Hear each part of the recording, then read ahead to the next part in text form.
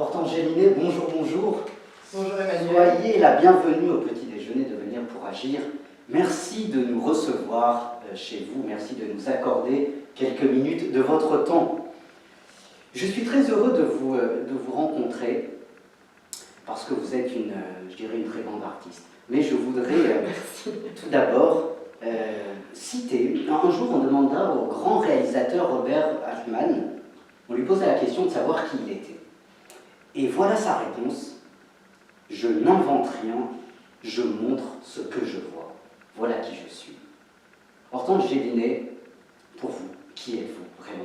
Pouvez-vous vous présenter? Quelle est votre plus belle qualité? Et surtout, nous donner, les grandes lignes de votre parcours. Déjà, merci beaucoup parce que la comparaison est assez vertigineuse. Qui je suis? Je sais pas, je crois que je suis une jeune femme très sensible, qui est un peu trop d'ailleurs, et qui a besoin de raconter son point de vue. Et alors moi j'ai choisi le prisme du cinéma pour raconter ma vision des choses. Et voilà, après moi j'ai démarré quand j'avais 18-19 ans en télé. J'ai fait la classe libre à Florent, j'ai appris ce qu'était un plateau de tournage en tournant en tant que comédienne dans des séries. J'ai continué à le faire jusqu'à il n'y a pas si longtemps et je continuerai certainement encore à le faire. Voilà, j'ai pris très vite conscience que c'est des métiers dans lesquels il faut se lancer à corps perdu et ne pas hésiter à aller au charbon pour payer les loyers aussi quand il faut. Chose que je fais, et ça travaille d'ailleurs sur moi comme des vases communicants dans ce que je sais faire, même si c'est pas toujours très agréable. Voilà, et puis quand je fais des choses qui n'ont rien à voir avec le cinéma, à chaque fois je me dis, et si je faisais ça, ce serait tellement plus simple. Et puis je me fais toujours rattraper. J'ai toujours besoin d'écrire, j'ai toujours besoin de raconter les choses comme je les sens, pas nécessairement comme je les vois, parce qu'on invente beaucoup de choses quand on fait du cinéma et quand on écrit.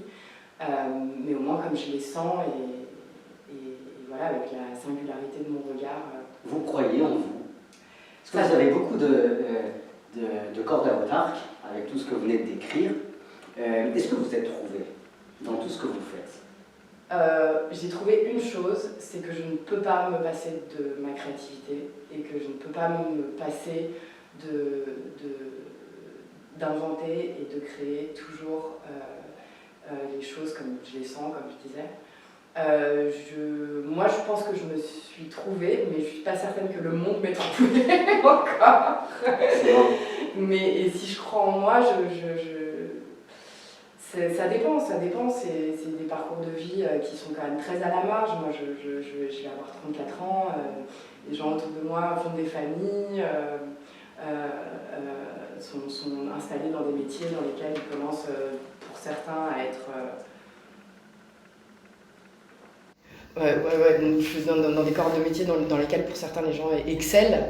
J'ai beaucoup de gens très talentueux autour de moi et c'est vrai que moi je me sens toujours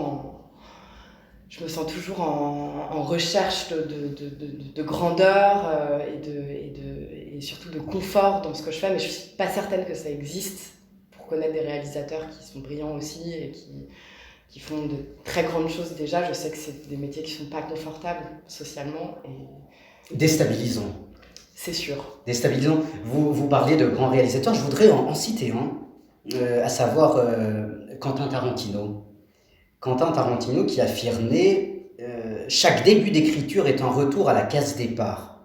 Et la case départ, c'est le lieu où l'on se sent seul. Un endroit où aucun de nos accomplissements passés ne compte. Hortense Gélinet, vous écrivez, vous réalisez. Réalisatrice, vous écrivez vos scénarios, on va en parler. Est-ce que vous vous sentez seule en écrivant, avant d'écrire, et même après avoir écrit? Je me sens toujours seule. Et quelle est la place de la solitude pour vous? Elle est très importante. Elle est nécessaire, je crois, en ce qui me concerne. En revanche, il faut créer des ponts avec la réalité par le biais des autres, parce que sinon on est à côté de la plaque et on fait des trucs qui sont regardables, je pense, et pas lisibles, etc. Donc ça peut faire des choses un peu trop ésotériques, je pense. Mais bon, c'est aussi un talent, il n'y a pas de problème. Ouais, moi je me sens très seule, mais très accompagnée aussi. J'ai trouvé des alliés avec le temps, pas forcément les bons, parfois d'excellents alliés, et tant mieux pour moi. Mais oui, c'est... Parce que quelle est la différence pour vous, si vous deviez donner une différence entre être solitaire et la solitude? Parce que là, notre ami Quentin Tarantino parle d'être seul, mais à votre avis, est-ce C'est que... votre ami? Vous avez des bons potes, hein? Je me ferai rencontrer alors. Non, en fait, j'aime bien votre bonne humeur et votre joie, c'est génial. Non, parce que quand vous écrivez, Tarantino dit qu'on est seul. Est-ce qu'on est seul parce que on n'a personne autour ou on est seul volontairement? Parce que la différence entre solitude et solitaire, c'est que la solitude, j'en souffre, et solitaire, c'est volontaire. Vous êtes de quel côté? Ben, non, moi je me sens un peu des deux. Je suis quelqu'un de jamais seul. Je suis très entourée. J'ai toujours une armada de gens qui m'entourent, qui sont là pour moi, donc j'ai beaucoup de chance. Mais ça n'empêche pas la solitude. Enfin, là, il faut savoir qu'on est fin janvier 2021. Qu'on va certainement se faire reconfiner, et donc ça prête à beaucoup de questionnements sur la solitude. Donc mon discours n'aurait certainement pas été le même il y a un an. Oui. Mais je vois et je sais que ça donne de la force à partir du moment où on l'accepte. La solitude n'est pas toujours agréable, mais quand on l'accepte et quand on sait la traverser, je pense qu'elle fait vraiment elle donne une arme exceptionnelle pour traverser la vie. Et ça, j'en ai conscience, donc c'est pour ça que c'est pour ça que ça va. Pour vous, la solitude, je fais exprès de réfléchir avec vous sur cette question, parce que pour vous, la solitude, c'est un levier alors, un levier pour avancer. Il faut savoir se retrouver seul pour pouvoir aller devant les autres, non? Bah oui, mais en fait, c'est surtout... Je vais peut-être être un peu... je vais passer par des chemins un peu spéciaux pour en venir à la réponse. Mais je crois que ce qui pousse à la création, à la créativité et à l'écriture, ou la volonté de faire des films, c'est la solitude. Parce qu'on se sent seul face au monde tel qu'on le voit nous, et on se sent parfois très incompris. On se sent projeté dans un monde parfois très injuste, dans lequel on a l'impression que personne ne voit ce qu'on voit. Et je pense que c'est ça qui provoque des désirs de créativité et de réalisation, etc. Enfin, moi, je pense que c'est mon cas, et que c'est ce qui fait que je ne lâche pas, et même si c'est parfois difficile. Vous connaissez la résilience, enfin vous la vivez. Oui. Ouais. Non, mais c'est une force, la résilience. Vous venez de dire que vous écrivez, vous êtes actrice, vous êtes réalisatrice. Je voudrais venir sur un de vos projets. Vous allez sortir cette année un film. Vous venez de réaliser un film. Je vous souhaite en tout cas tout le succès pour sa sortie. Et pour vous, que veut dire réaliser? Parce que finalement, vous n'êtes pas devant la caméra, mais derrière. On ne vous voit pas, mais on voit ce que vous voulez montrer. En plus, on me voit dans mes films, parce que moi, je passe aisément devant et derrière la caméra. Qu'est-ce que ça veut dire pour moi, réaliser? Bon, déjà, c'est un truc où il faut être sacrément cinglé, je pense, pour se lancer là-dedans, parce que... et c'est la raison pour laquelle j'aime écrire, c'est qu'il n'y a pas de biais, ça coûte 0 €, c'est-à-dire que je peux écrire qu'il y a 12 hélicos qui arrivent place de la République. Si c'est écrit, c'est pas grave. Dans un livre, j'entends.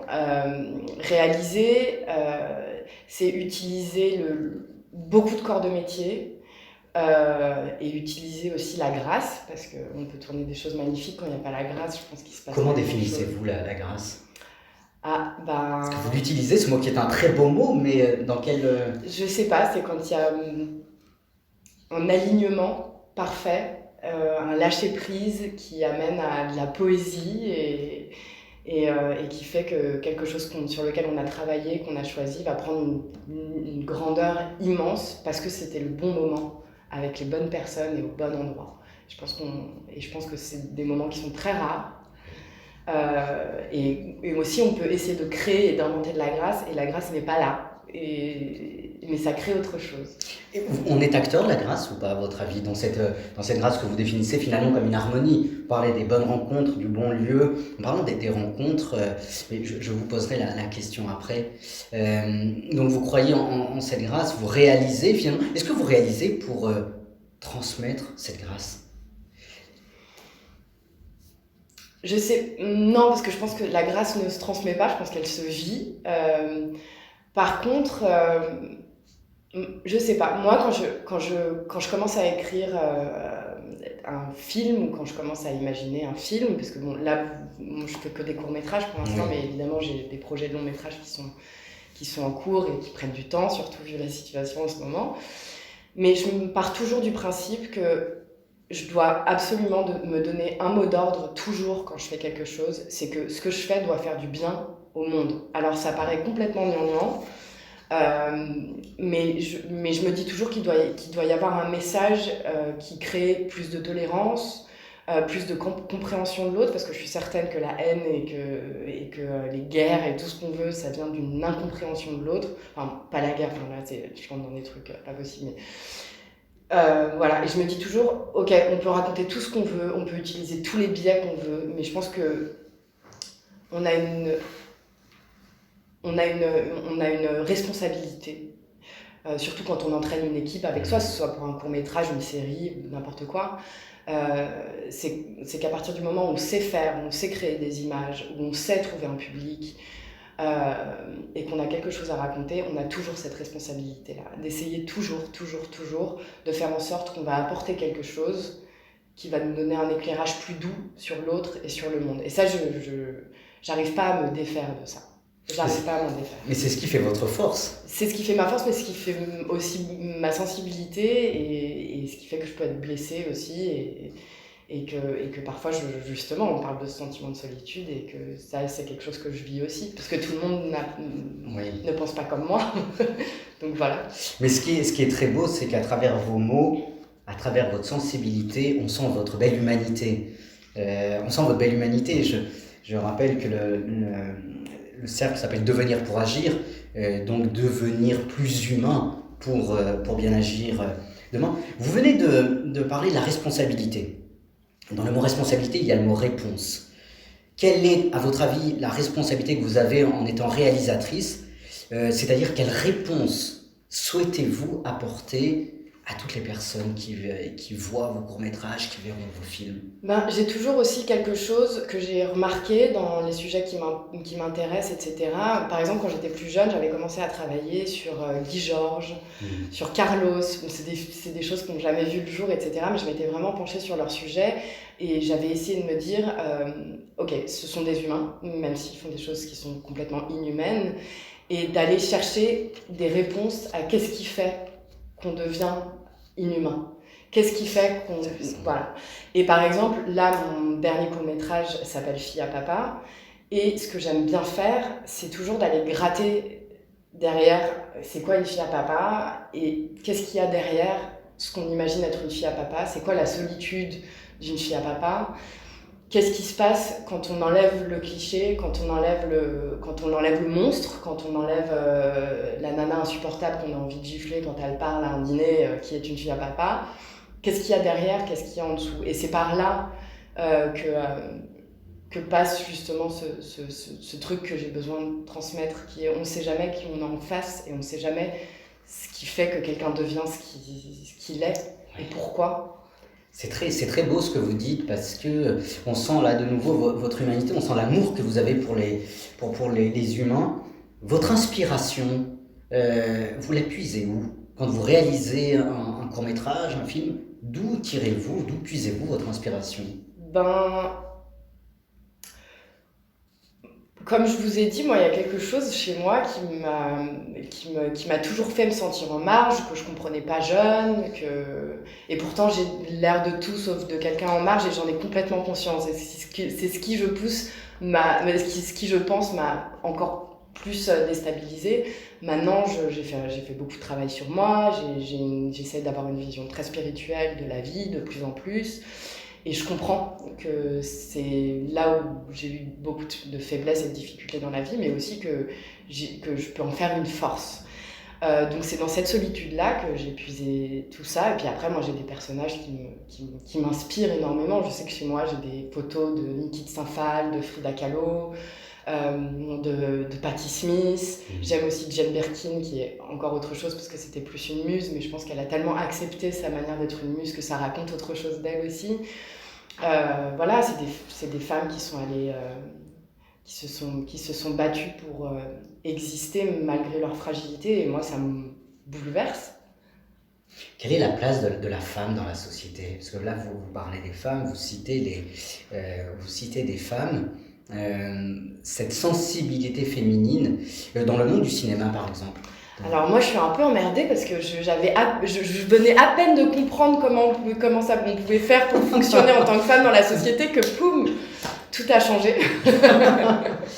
Donc il faut se réadapter. Non, la place, la femme n'a pas été elle a été très malmenée pendant des années parce qu'il fallait que ce soit comme ça, visiblement. Et puis là, maintenant, on a besoin que ça devienne autrement, que ça devienne autre chose. Voilà, la place de la femme dans la société, elle est ce qu'elle est aujourd'hui. Et voilà, les langues se délient, et tant mieux, ça nous fait réfléchir à notre état aussi. Qu'est-ce que c'est vraiment qu'une femme? Moi, ça m'intéresse, ça me fait peur, ces questions-là. Et voilà, mais c'est difficile. C'est très difficile à 34 ans de réussir. Je le vois autour de moi, je sais que par exemple pour des gens plus jeunes, c'est beaucoup plus simple. Pour des femmes plus vieilles, c'est plus simple aussi, parce qu'il y a un vrai écart. Et moi, j'ai l'impression d'être dans cette espèce d'entre-deux de 34 ans. De toute façon, moi, je pense que les femmes de 35 ans et les hommes aussi, on est tous un peu des fins de race. C'est-à-dire qu'on a connu la vie sans Internet, sans les portables. À 15 ans, c'est arrivé.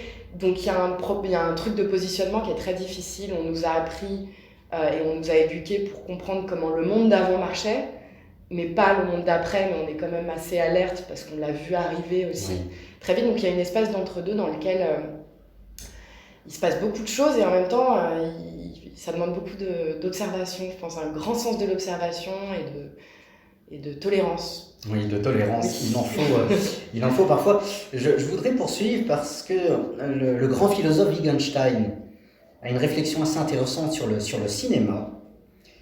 Parce que pour lui, dans le cinéma, il y a deux mondes. Le monde mental et le monde physique. Le monde mental qui est le monde primaire, le monde intérieur, l'intériorité, et le monde physique, donc qui est le monde extérieur, ce que vous voulez montrer. En tant que réalisatrice, Hortense Gélinet, avez-vous, non pas la prétention, mais souhaitez-vous extérioriser votre intériorité? Parce que dans les courts-métrages que vous faites, il y a quand même je dirais un cadeau que vous offrez à la société, c'est elle-même. C'est elle-même, dans le sens où vous voulez montrer à la société qui elle est, vous voulez la faire découvrir.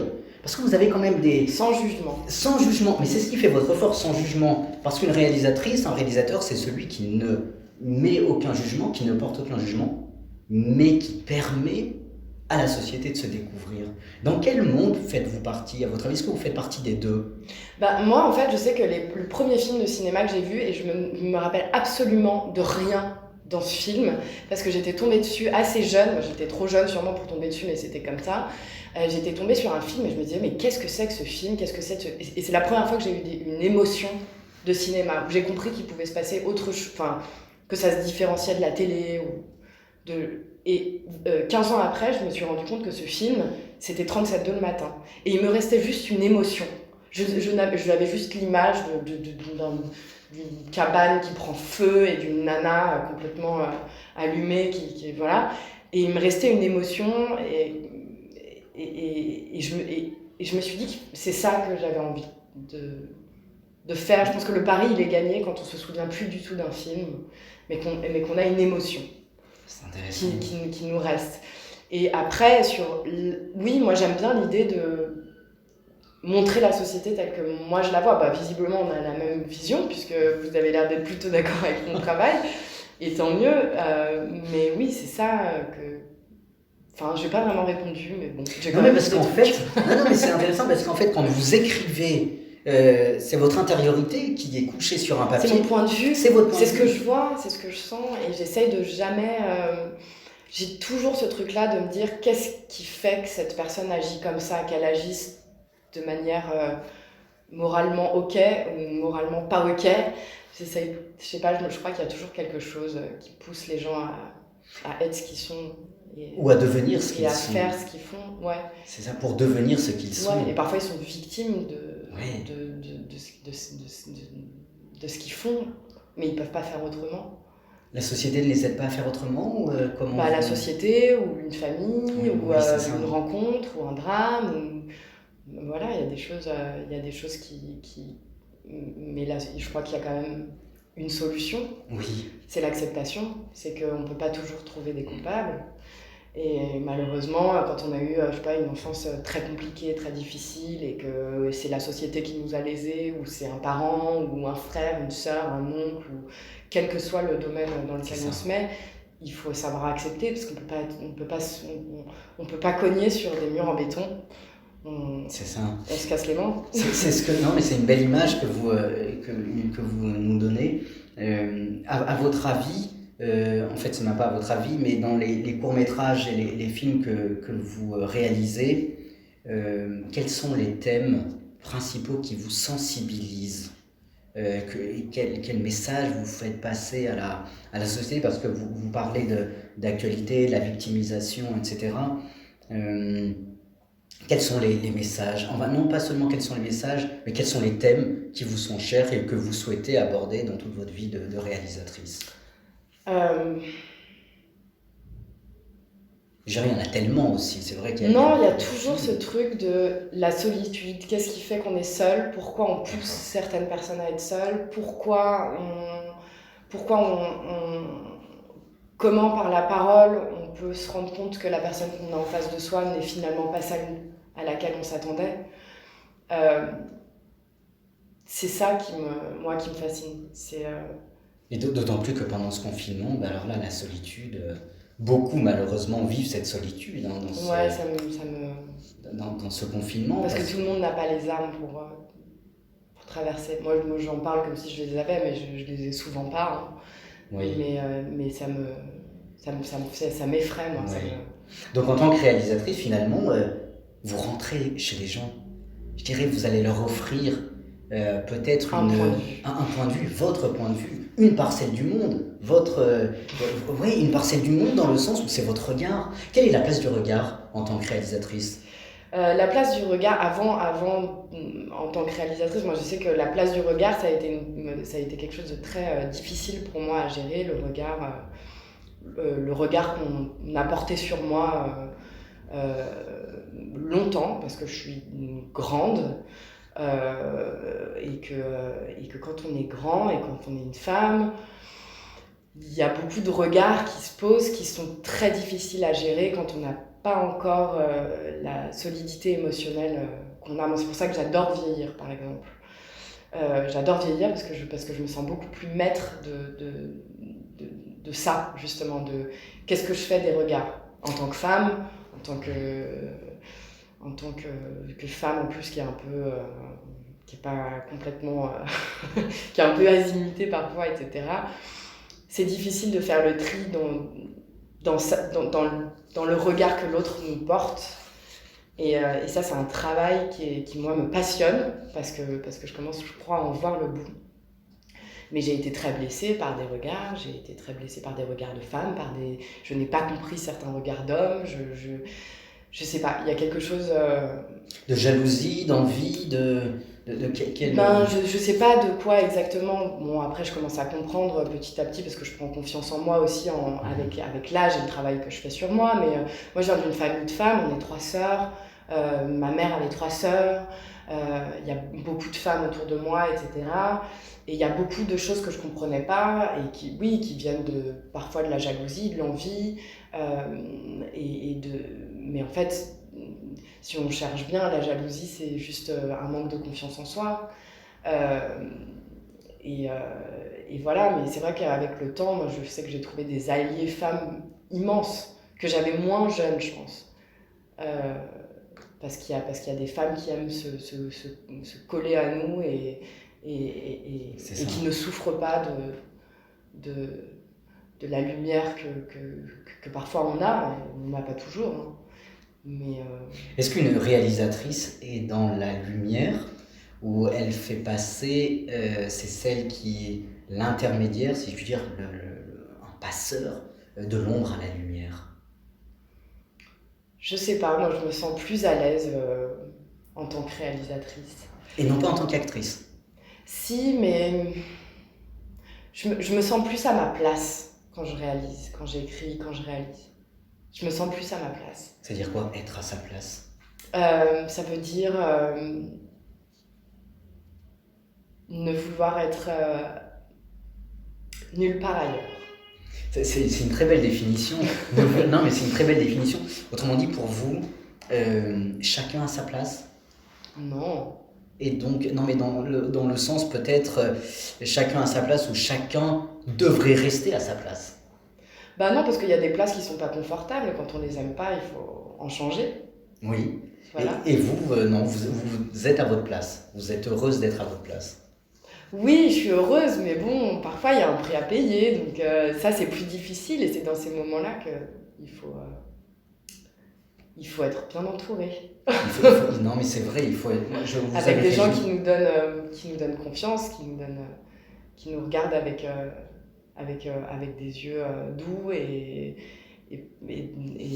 avec de l'espoir et qui, voilà. Ce qui est très beau dans tout ce que vous dites, c'est que vous incarnez vraiment la réalisatrice, vous l'êtes, mais l'étymologie de réaliser. Je trouve ça hyper intéressant, c'est dérivé du réel avec le suffixe isé qui veut dire prendre conscience. Autrement dit, le réalisateur, c'est celui qui fixe son esprit, sa pensée sur un pan du monde. Autrement dit, vous, en tant que réalisatrice, vous offrez au monde ce qu'il n'est pas, pour lui permettre de devenir ce qu'il est. Oui, oui, bah peut-être, bah tant mieux si c'est l'effet que je vous fais. Non, attends, je trouve que votre profession est une très belle profession, difficile, parce qu'il y a c'est quand même un monde assez de requins, si je puis dire. Le monde du cinéma, de la réalisation, c'est pas un monde évident, mais vous trouvez votre place. La preuve, en tout cas, c'est que vous m'avez l'air, comme vous le disiez à l'instant, à votre place. Le grand artiste, Paul Klee. Paul Klee, qui est un grand artiste, un peintre, disait « L'art ne donne pas à voir le visible, il rend visible. » Oui. Il rend visible. Bah oui, des choses que dans le brouhaha social, médiatique, etc., il y a des choses qu'on voit pas. Il y a des choses qu'on voit, et tant mieux, surtout en ce moment. Mais il y a des choses qu'on voit pas et que parfois moi je vois et ça m'énerve qu'on les voit pas. Donc j'ai besoin de... Ouais, c'est pas que j'ai besoin, c'est que je sais pas, je le fais. Quoi. Vous le faites, c'est ouais. Plus fort que vous. Vous avez envie de transmettre de cette manière. Oui, manière. je sais pas, parfois j'ai l'impression d'avoir des éclairs de lucidité sur des trucs que personne ne semble être ni prêt ni avoir envie de voir, mais qui sont pas si terribles que ça. Oui, voilà. Quels sont, si vous pouvez en parler, quels sont vos projets à venir? Et ben écoutez, mes projets à venir, donc c'est déjà de finir donc, le fameux court-métrage Fille à Papa, de faire le long, qui a été un petit peu stoppé par la conjecture du coronavirus, mais c'est pas grave. Du coup, j'ai fait le cours, donc voilà. On a fini d'écrire un film avec Anne Berest aussi, qui est l'adaptation de son premier roman, qui est en production, donc on va voir comment ça se passe. Voilà, et puis sinon voilà. Vous avez des projets de tourner dans un film en étant actrice, ou vous avez... je continue à passer des castings, etc. Oui. Alors l'interview malheureusement va prendre fin. Je voudrais vous poser une dernière question que je pose à pendant toutes les interviews. Ma dernière question, si vous deviez donner un message à la jeunesse aujourd'hui, en ce temps en plus de pandémie, de difficultés pour tout le monde, quel message voulez-vous offrir aux jeunes qui vous regardent, qui ont confiance en vous, qui ont confiance dans votre travail, aux jeunes, aux moins jeunes bien sûr, mais le monde de demain c'est les jeunes d'aujourd'hui, donc quel est le message que vous pouvez leur offrir aujourd'hui? Pardonnez-nous. C'est très beau, mais explicité. Non, je trouve que c'est très... Je trouve ça très très difficile ce qui est en train de se passer pour les jeunes. Cela dit, moi j'ai une très très grande confiance dans cette génération qui doit être quand même en train de regarder les un peu plus vieux en se disant mais qu'est-ce que vous faites? Et je sais pas, moi je pense que c'est une génération qui va être très tolérante et en laquelle j'ai vraiment confiance, et c'est une génération que j'aime beaucoup. Moi j'aime bien m'entourer de gens qui ont une vingtaine d'années, même aujourd'hui. Parce que je les trouve beaucoup plus simples, beaucoup plus ouverts, beaucoup plus flexibles. Et je pense qu'il faut qu'ils restent ainsi. Voilà. Et je voudrais donc, s'il y avait un slogan, parce qu'il y a un slogan que vous venez de dire qui m'a interpellé, donc je me permets de vous demander peut-être de l'expliquer. Vous avez commencé par dire pardonnez-nous. C'est pourquoi? Parce que je trouve que c'est très beau comme... Parce que j'ai l'impression quand même qu'il y a les générations du dessus qui s'accrochent un peu trop fort à leur manière de faire fonctionner le monde, mais je les comprends, parce qu'ils seront trop vieux quand ils n'auront plus rien à tirer du monde qui arrive derrière, parce qu'ils ne le comprendront pas. Mais ça tarde un petit peu là quand même, il faut un petit peu passer le témoin, et je trouve que ça met beaucoup de temps et que ça fait pas beaucoup de bien à cette génération derrière qui arrive, et j'ai hâte qu'ils nous entraînent dans ce qu'ils vont inventer de demain, parce qu'il y a beaucoup de choses à inventer, et j'ai hâte qu'ils arrivent. En tout cas, nous continuons à inventer aujourd'hui, à continuer à créer, à inventer des choses pour offrir à demain, à la nouvelle génération, peut-être quelque chose d'encore plus meilleur qu'aujourd'hui. Encore plus meilleur. Encore plus meilleur. En tout cas, Hortense Gélinet, merci de nous avoir consacré quelques de vos minutes. Merci pour la belle humanité, la belle personne que vous êtes, votre belle humanité. On sent votre sensibilité qui nous touche. Et je suis intimement convaincu qu'elle touche toutes les personnes qui vous regardent. Donc un très grand merci. Je voudrais terminer par Nietzsche, le grand philosophe Nietzsche, qui souligne « L'artiste a le pouvoir de réveiller la force d'agir qui sommeille dans d'autres âmes. » Cette force d'agir, Hortense Gélinet, je crois que vous la transmettez complètement dans les mots que vous venez de dire, dans les réalisations, dans les films. En tout cas, merci pour tout. Nous avons envie d'agir avec vous. Nous avons envie de poursuivre la route avec vous. Un très grand merci. Merci, et Manuel. Bon courage. On croit en vous. On croit en tout ce que merci. vous faites. À bientôt. Merci, Hortense Gélinet. Merci, Manuel.